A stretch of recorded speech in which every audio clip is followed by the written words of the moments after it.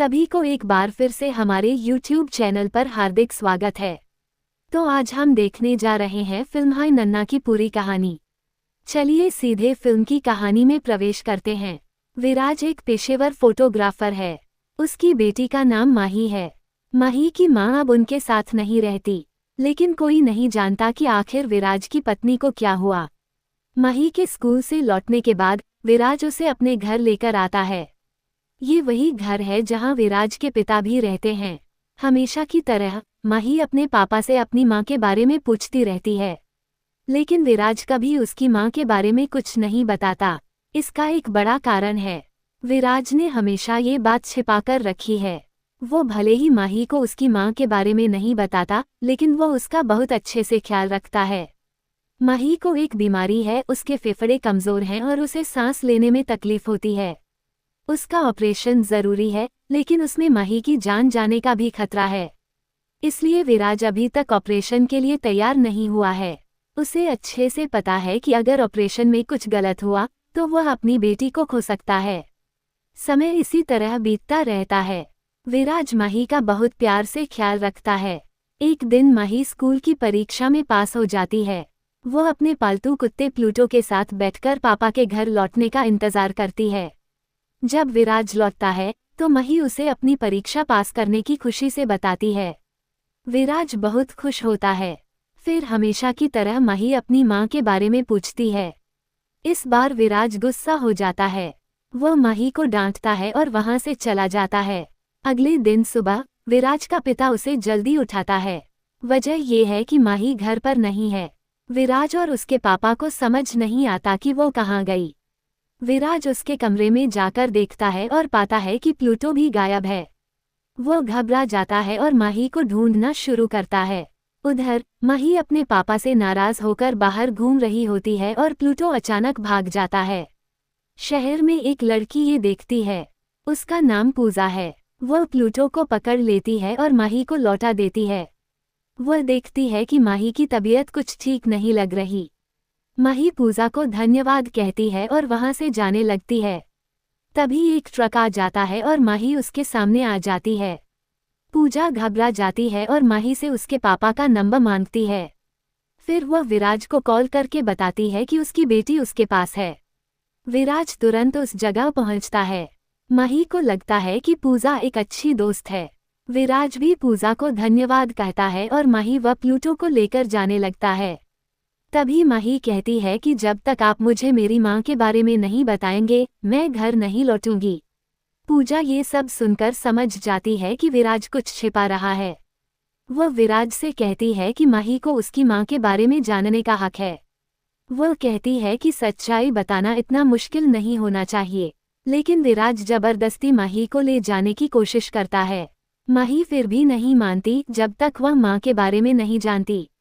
अब विराज मान जाता है और माही की मां की कहानी सुनाना शुरू करता है।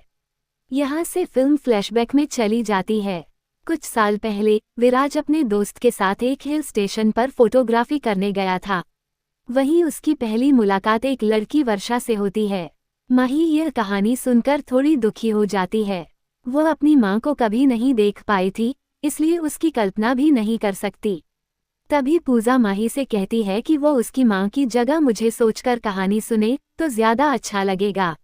अब माही अपनी मां की कल्पना पूजा के चेहरे से करती है और फिल्म में भी अब वर्षा के चेहरे पर पूजा को ही दिखाया जाता है। विराज जब वर्षा को पहली बार देखता है तो उसे उससे प्यार हो जाता है। अगले कुछ दिनों में वह चुपचाप उसकी तस्वीरें लेने लगता है। वहीं पर वह पहली बार प्लूटो से भी मिलता है। एक दिन वर्षा उसे फोटो खींचते हुए पकड़ लेती है और गुस्सा हो जाती है। विराज उससे कहता है कि वो उससे प्यार करता है, लेकिन वर्षा और गुस्सा हो जाती है। वह विराज का कैमरा लेकर चली जाती है। फिर वह शांत होकर कैमरा वापस देती है और माफी मांगती है। वह विराज से कहती है कि वह अच्छा लड़का है, लेकिन वह प्यार से डरती है। विराज उससे कारण पूछता है। वर्षा बताती है कि उसके मम्मी पापा ने भी लव मैरिज की थी, लेकिन अब उनका तलाक होने वाला है। इसलिए उसे प्यार पर भरोसा नहीं है और वो कभी किसी से प्यार नहीं करना चाहती। लेकिन धीरे धीरे वो विराज से दोस्ती करती है। आखिरकार वर्षा को भी विराज से प्यार हो जाता है। एक दिन वो उसे गले लगाकर कहती है कि वो उससे प्यार करती है। ये बात उसकी माँ नंदिनी देख लेती है। एक दिन नंदिनी दोनों को एक रेस्टोरेंट में बुलाती है और सवाल करने लगती है। उसे पता है कि विराज गरीब है, इसलिए वह ज्यादा खाना मंगवाकर बिल विराज से भरने को कहती है, उसे नीचा दिखाने के लिए। विराज चुपचाप बाहर जाता है, पैसे लेकर आता है और बिल चुका देता है। वो नंदिनी से कहता है, मुझे वर्षा से सच्चा प्यार है। आज मेरे पास पैसे नहीं हैं, लेकिन एक दिन जरूर सफल बनूंगा। कुछ समय बाद वर्षा विराज से शादी कर लेती है, बिना अपनी माँ की मंजूरी के। विराज एक स्टूडियो खोलता है और धीरे धीरे कामयाब होने लगता है। एक दिन वो वर्षा से कहता है कि अब वो बच्चा चाहता है। वर्षा पहले मना करती है लेकिन बाद में मान जाती है। अब विराज की कहानी सुनकर माही चौंक जाती है, लेकिन पूजा भी जानना चाहती है कि विराज ने अब तक सब कुछ क्यों छिपाया। विराज कहानी जारी रखता है। कुछ समय बाद वर्षा प्रेग्नेंट होती है। माही के जन्म के समय उसकी तबीयत बहुत खराब हो जाती है। डॉक्टर बताते हैं कि बच्चे के फेफड़े कमजोर हैं और वो जिंदा नहीं रह पाएगी। विराज ये सुनकर टूट जाता है। वर्षा उस पर गुस्सा होती है, तुमने जबरदस्ती मेरी जिंदगी में आकर मुझे माँ बनने पर मजबूर किया। अब देखो क्या हुआ। वो सब कुछ विराज की गलती मानती है। वर्षा ये बात अपनी माँ को बताती है। नंदिनी, जो पहले से शादी के खिलाफ थी, उसे तलाक लेने की सलाह देती है। वर्षा कहती है कि अब वो विराज के साथ नहीं रह सकती।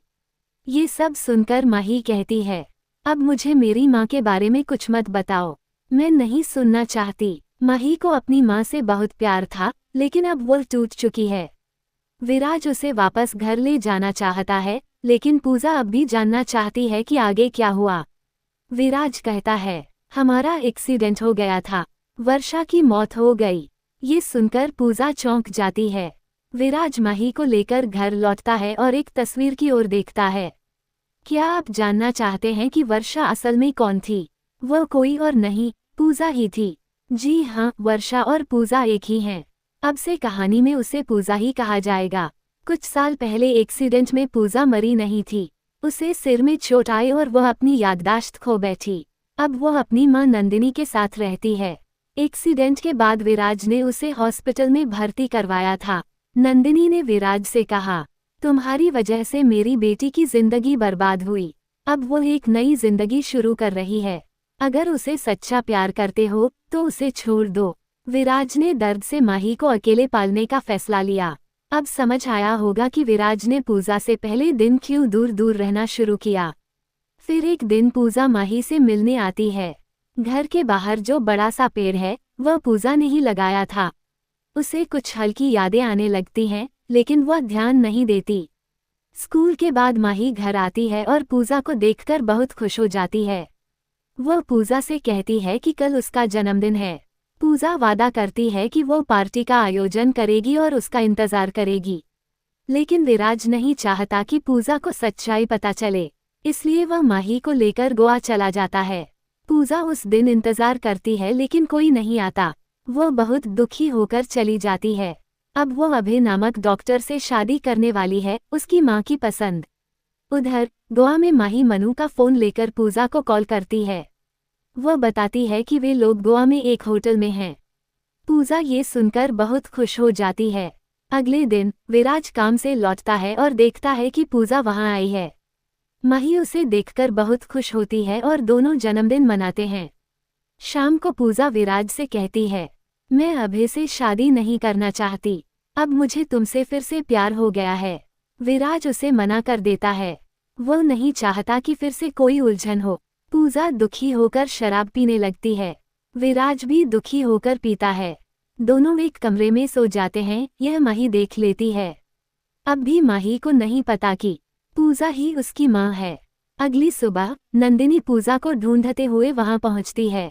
माही उसे रोकने की कोशिश करती है। नंदिनी सब कुछ समझ जाती है।